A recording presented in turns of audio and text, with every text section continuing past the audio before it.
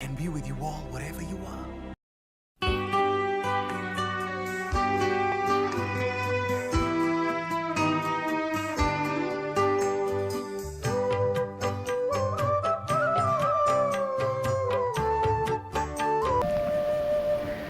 காலை ஜெபம், morning prayer, December 22, செவ்வாய்க்கிழமை. இன்றைய சிந்தனை மரியாவின் பாடல். ஒரு விடுதலை பாடல்.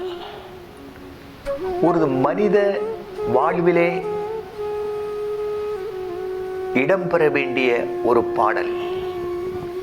ஒன்று, ஆண்டவரை எனது உள்ளம் போற்றி பெருமைப்படுத்துகின்றது. யாரை? ஆண்டவரை எனது உள்ளம் போற்றி பெருமைப்படுத்துகின்றது. 2, என் மீட்பராம் கடவுளை நினைத்து என் மனம் பேர்வகை கொள்கின்றது. 3, அவர் தம் அடிமையின் தாழ்நிலையை கண்ணோக்கினார். 4, எல்லா தலைமுறையினரும் என்னை பேறு பெற்றவர் என்பர். 5, ஏனெனில் வல்லவராம் கடவுள் எனக்கு அரும் பெரும் செயல்கள் செய்துள்ளார். 6, தூயவர் என்பது அவரது பெயர். 7, அவருக்கு அஞ்சி நடப்போருக்கு தலைமுறை தலைமுறையாய் அவர் இரக்கம் காட்டி வருகிறார்.